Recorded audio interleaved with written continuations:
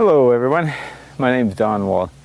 Now I'm just going to share a little testimony today. This is kind of a nature setting there in Mount Rainier, and I wanted to continue what I was sharing earlier about a glimpse of heaven. The day after I got saved, I was fortunate enough to go work my way back to a chapel because I didn't want to blow it.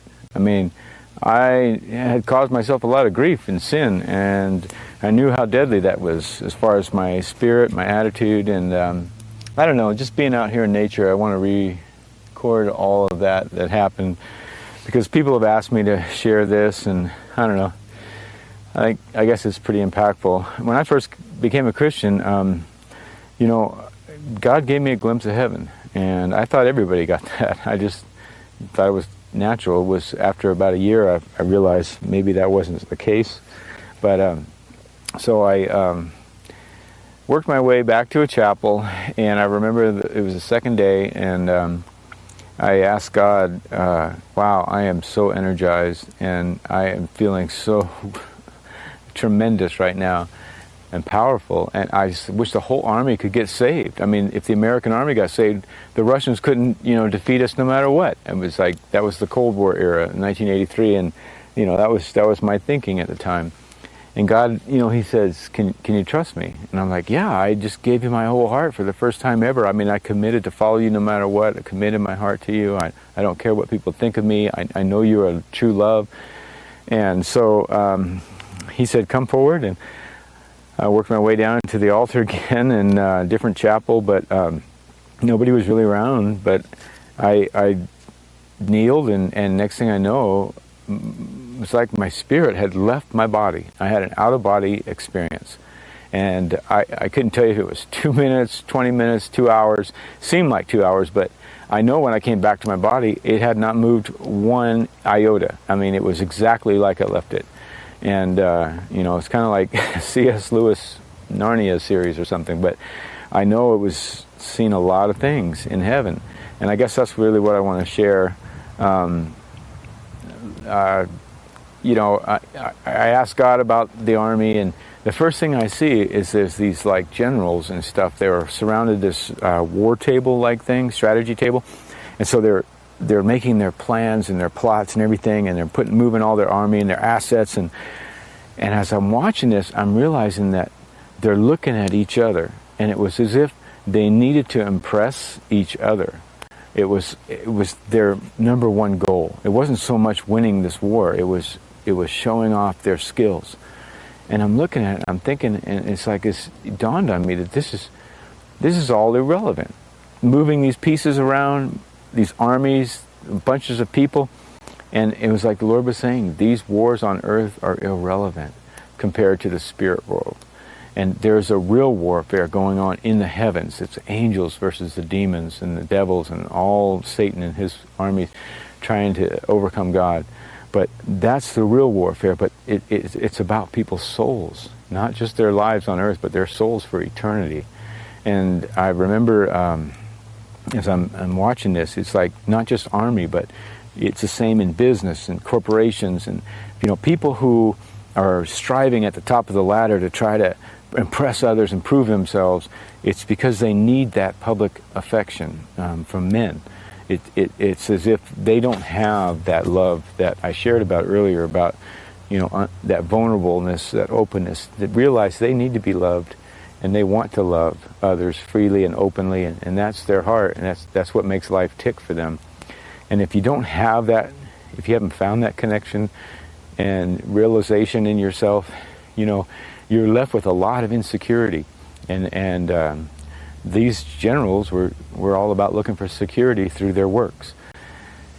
And as I'm there and I'm realizing this, all of a sudden I realize I'm looking around, and I'm in this place. I mean, it was like the highest place above my body. I call it Zion because Zenith is supposed to be the highest place above us, whatever, as we go straight up as high as the heavens.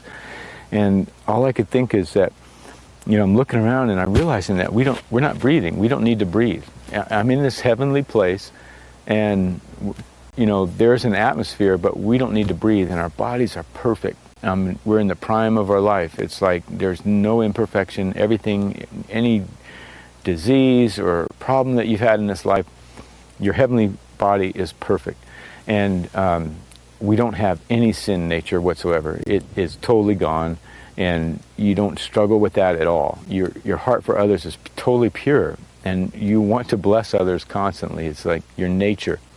And everything is so vibrant. It's like there's not a sun to light up everything like there is in this beautiful setting, but there's a light that comes out of you. It's like a joy. It's an aura that comes out of everything, even the trees and everything that's created in God's kingdom. And there wasn't like air that we needed to breathe, but there was an atmosphere. It was like a current of love. That's all I could say. And everything moves in and out through that current of love. It pervades everything.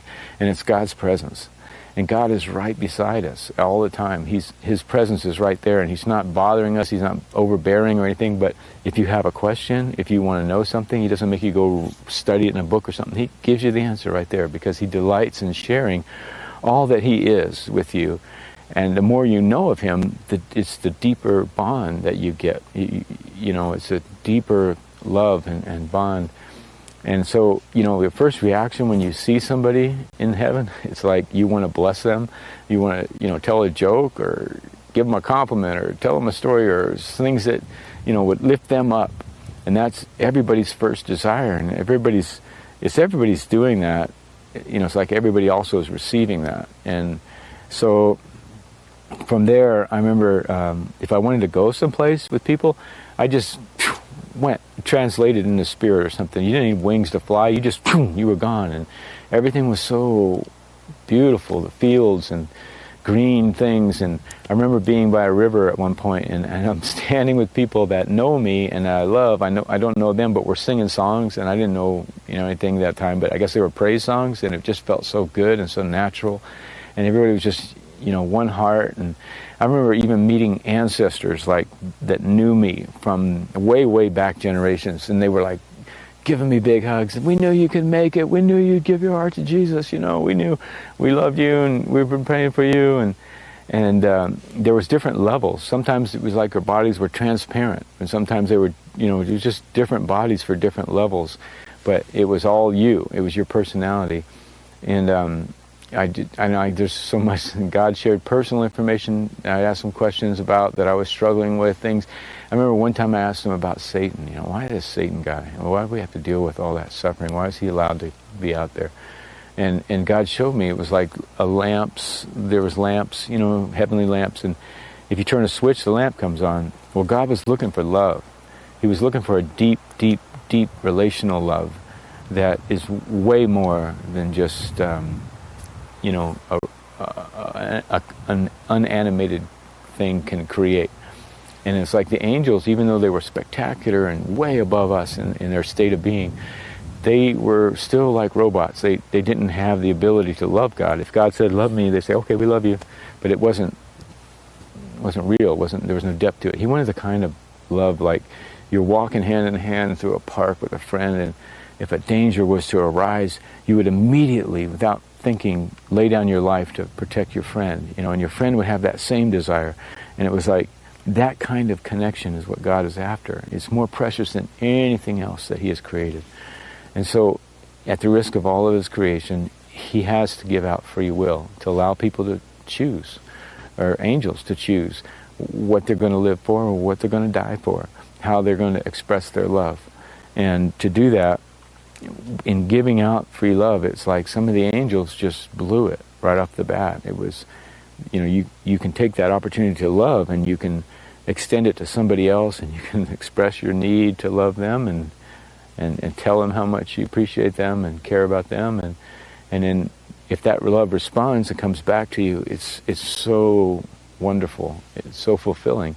But some of the angels looked at themselves only, and as they're looking at themselves, like Lucifer did, he's just seeing how magnificent he is and how spectacular he is and all these properties that he has and powers, and it's as if, you know, he became so focused on just that he could not see anything else. And he noticed there's a difference between him and God. God is you know, a degree higher than Satan, or, you know, even though Lucifer was the highest angel, God was still above all that. and it just enraged him and made him so insecure, because if you're self-focused, if that's all you can see, anything that makes you look less is going to cause you a lot of heartache. And so Satan starts this huge rebellion, and there's a lot of other angels who are just now getting their first opportunity to love, and some of them are making the same mistake. They're just looking at themselves, and instead of loving others, they're loving themselves. And so they listen to Satan's words. There's a huge rebellion. It was like they were spewed out of heaven. Their nature just spewed them out. Couldn't exit fast enough. It's like two magnetic poles that are just, they cannot coexist, and one gets repelled.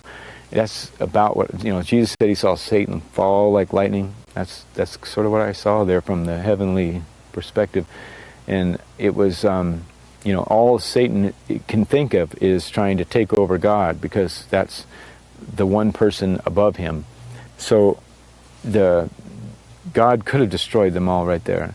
But instead, it was as if, even though they're way bigger than us, or more powerful, higher state of being, have so much more abilities, it's tougher to deal with them. But still, God says, I'm going to use them to still accomplish my goal of populating heaven with those who love others first. And in that, he created man, and man was a lower state, much slower, almost clay vessels, but yet the power of love and the power of faith is allowed to exist in this reality with us, and through that we become even more powerful than Lucifer, even more powerful than all the fallen angels, because even the angels study humans because they're looking to see the mysteries of God, and the real mystery of God is that purpose of love. And when you understand that, what God is really looking for, it brings such peace and purpose and joy to the rest of your life. So even though Satan is running around doing all of his things, he's got himself his own little kingdom. And I saw it like from afar. It was like this big rope ladder in space or something. And all these demons and entities are on this rope, and they're like trying to crawl up, and they got one knot, and then they're pulling themselves up. But the people above them are constantly kicking them in the face and trying to knock them back down, because their only security is their position on the ladder. And Satan's at the top, and if anybody comes close to him, he's kicking them, knocking them down. He's fearful of losing his place, but at the same time, he needs them to overtake God. And so it's this constant pandemonious type degenerative cycling downward spiral that the enemy, his kingdom is all about. Whereas God's kingdom was this huge plateau, like this field where everybody was equal. They were on the same plane. Nobody needed to be above anybody. And God's sort of in the middle, but his love's radiating out and the pulsing and in and out, in and out. And it was like everybody's receiving it and giving it. And the creativity never stops. Even when we leave this world, there's still a lot of creativity. I can remember seeing Jesus from a distance. And it wasn't like he had a whole throng of people, a big audience around him. He didn't need a whole bunch of worshipers following him all over. It was like he had a couple of buddies or something that they were just walking and sharing. And it was like, he was just happy that other people were living out the life that God created them to live, to love others first and enjoy that freedom to love others. And God just showed me so much in this short time. I mean, it almost became so fun. I almost forgot where I was, and I started thinking, oh my goodness, is this too good to be true? And I don't want to blow it. I don't want to make any mistakes. I don't want to, and God showed me that everything that's done in love, for others first and stuff, is pure. But I got to the point where I even started doubting what I was seeing and thinking, oh, I can't, I don't know if I should partake in this. It's too much. And at that point, the glimpse stopped. It was like I started coming back to my body, and I'm like, no, take me back, please take me back. But, that was sort of the end of it, and I'm back in my body in the chapel. But there was just, God has so much for us, so much. This is just a temporary existence. Do not even think this life has anything to compare with what comes in the next life. I mean, there is just so much. Every soul that you meet in heaven is like another heaven. It's all relational. you learn from their experiences and how they overcame, and it's just so entertaining, the stories that they can share, and their new creativity. Forget about crowns and jewels and stuff like that. It's just being with another friend to live with forever, and that's really what heaven's all about. It's about love, true love, free from the heart.